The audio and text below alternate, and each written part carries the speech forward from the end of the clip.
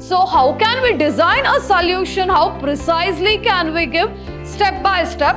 We will understand. First step is analyzing the problem. Second step is developing an algorithm. Third step is the coding, and at the last comes testing and debugging. It is very essential to devise a solution before writing a program code for the given problem.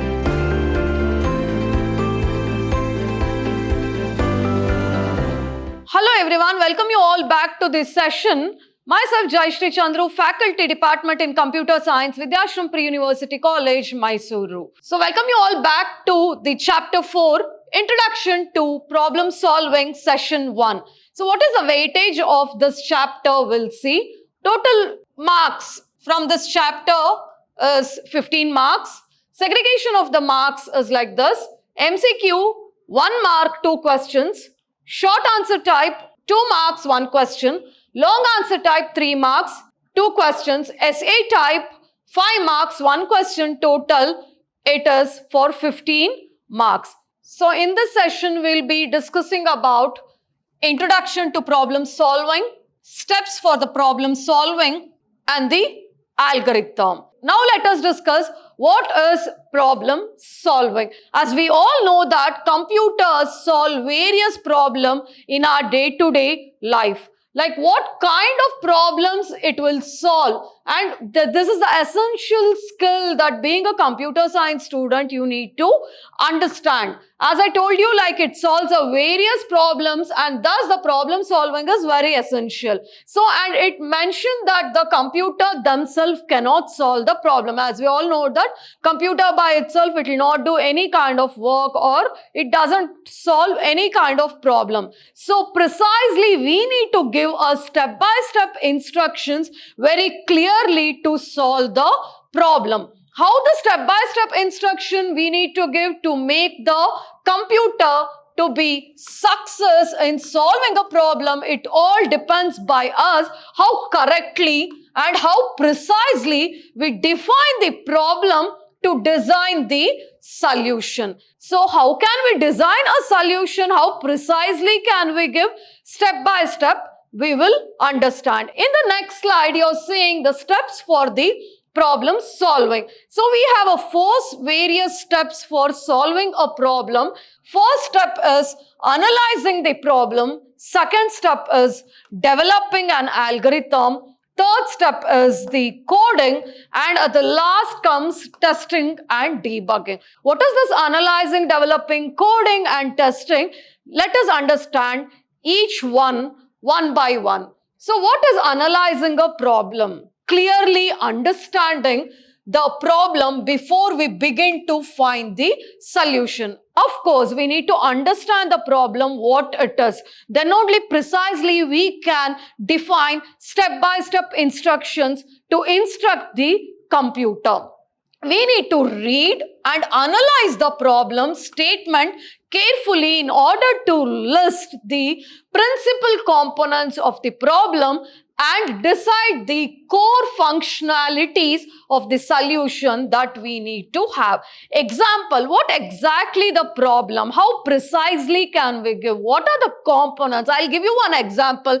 If I want to have a beautiful orange juice, then I need to keep on adding the good components to prepare a beautiful orange juice, right? The yummy orange juice, I need it. So what are all the components I'll add? Precisely I need to add. I can't add more sugar or I can't add more water. Then again my orange juice will be spoiled. So my problem here is a orange juice. How I'll analyze the components I needed for that particular orange juice to prepare is nothing but the analysis stage. That is what we call as analyzing the problem. By analyzing a problem, we would be able to figure out what are the inputs that our particular problem should accept and what the output or the outcome that it should be produced, and it has to be precisely, the instructions has to be given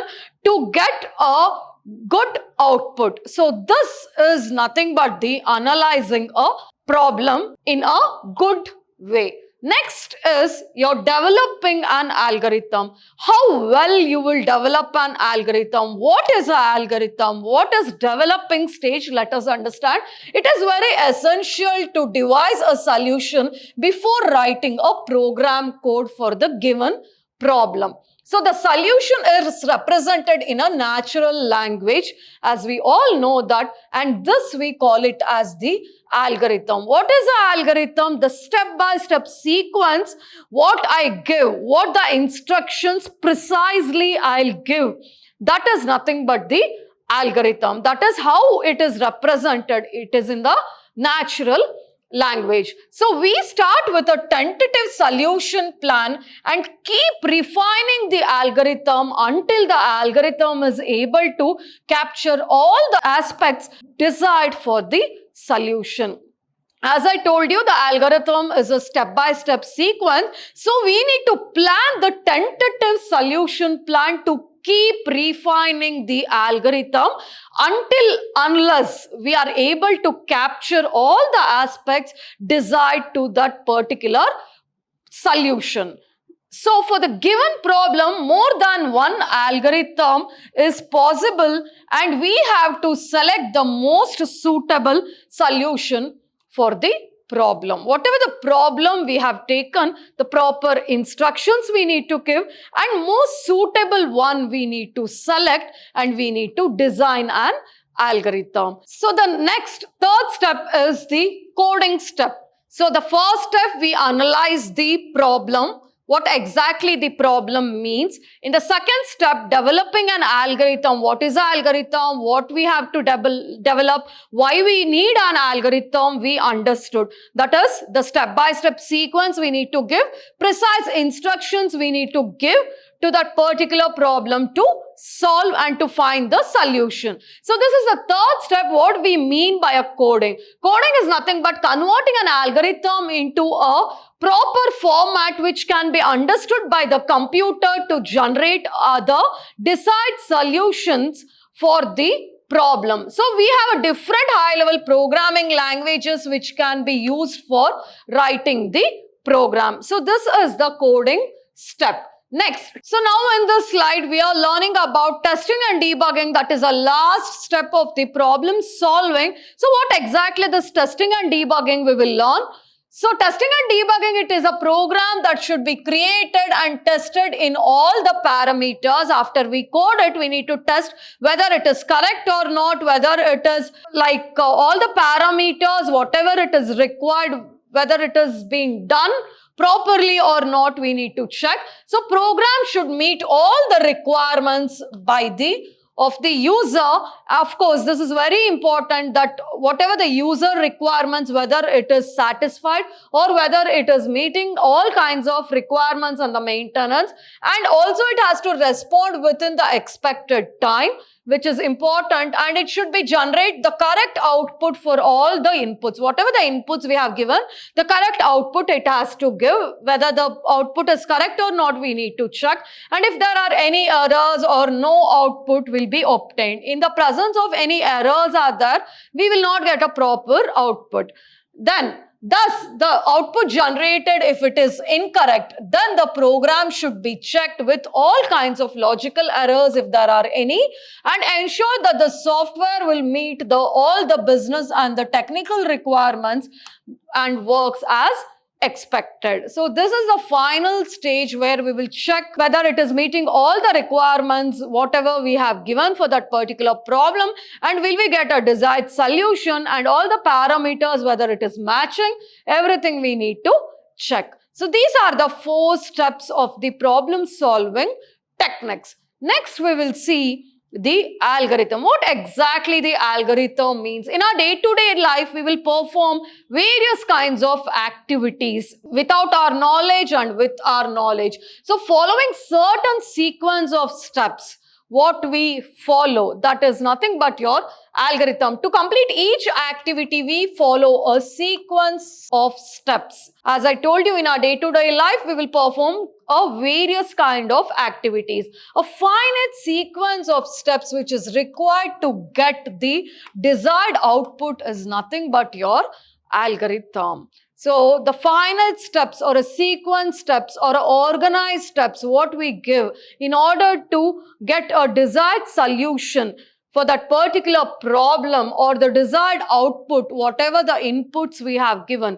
This is nothing but your algorithm. So documentation and the maintenance is very important when I do the algorithm. So what is this documentation and the maintenance? We will see. Before developing an algorithm, first we need to identify the input process and the output. Of course, we call that as the IPO. Input process and output is very important. Once you analyze a problem, you need to understand what is the input required for that, what is the output, and what is the process, what kind of process I need to do. Let us understand the input, that is number whose square is required. Here I have taken one example. So process multiply the number by itself to get the square. Here I have taken a square of two numbers. If I want to multiply the square of two numbers, it has to be multiplied by itself to get the square. Next, the output square of the number. So this is a simple example what I am taking, square of the number. So how you will write that? This is my problem. How you will write the algorithm to find the square of a number? Step by step we will see. Step 1, always it has to be input a number and store it to the num. Num is a number what I am taking here. And step 2, compute num into num. As I told you, like multiply the number by itself to get a square as a result. Num into num and store it in the square. So store it in the square, the result will store in a square. And at the last, print square. Here I'll get the result. That is print square, where I'll write the algorithm in a very natural language where it is understood by all of us. So now, why do we need an algorithm? We will see. The programmer first prepares a roadmap of the program and to be written before actually writing a code. We need to map it. It is like a mind map. Before, like after analyzing a problem, we need to figure out how precisely, step-by-step instructions can I give. For that, I need an algorithm. Such roadmap is nothing but the algorithm, which I can call it as a building block of a computer program. So for example, here why we need an algorithm, few examples have given, that is searching using a search engine, sending a message, finding a word in a document, booking a taxi through an app, and also like performing online banking, playing computer games, and all are based on the algorithms itself. That is step-by-step instructions in a sequence it is taken. So these are some of the examples of the algorithm, and why we need an algorithm. It is a roadmap like which prepares by the programmer before writing a code. That is, has to be written actually before writing a code. The algorithm is required. That is a sequence and the finite steps. So why actually we need an algorithm? Writing an algorithm is considered as the first step of the programming, as we discussed with various examples. And of course, if the algorithm is correct, the computer obviously it will run the program correctly every time, and also it increases the reliability and the accuracy and the efficiency of obtaining it. So this is the way like why we need an algorithm we learned. So of course, after knowing why we need an algorithm, of course we need to know what are the good characteristics of the algorithm also. What are the good characteristics of the algorithm one by one? That is a precision defined, how precisely we define the problem after analyzing, and how precisely we will give step-by-step instructions, and of course the steps precisely stated or defined. We need to state it in a proper way. We need to define it in a proper way. And uniqueness, which is important, which results each step are uniquely defined, and also only it is depend on, like it has to be defined in a unique way, and the input and the result of the preceding steps also. And finiteness, that is the algorithm always stops after the finite number of steps. That is the input of the algorithm receives the input, and the output, the algorithm produces some output. So these are the characteristics of the good algorithm, that is precise, uniqueness, input and the output. Of course, it has to be, and the finiteness of this step. Each step has to be defined in a proper way with the finite steps. Of course, without input, you will not get the output. So input and the output is very important. How well you give the input, the good output you will receive. So these are some of the good characteristics of the algorithm. Next, while writing an algorithm, it is required, clearly we need to identify the following steps. Which are those following steps? The input has to be taken from the user has to give the input, processing or the computation is performed to get the desired result. As we all know that the output desired by the user, the output, proper output we will get. So input, process and output, again it is a IPO cycle, it will go on. IPO, that is input, process and the output. Input has to be taken from the user, the proper input the user has to give, has to define. Processing, the computation is performed to get a desired solution for the analyzed problem, and the output is desired by the user. So these are some of the characteristics of the good algorithm. This ends the session. Thank you all. In the next session, we'll discuss more about the problem solving. Thank you.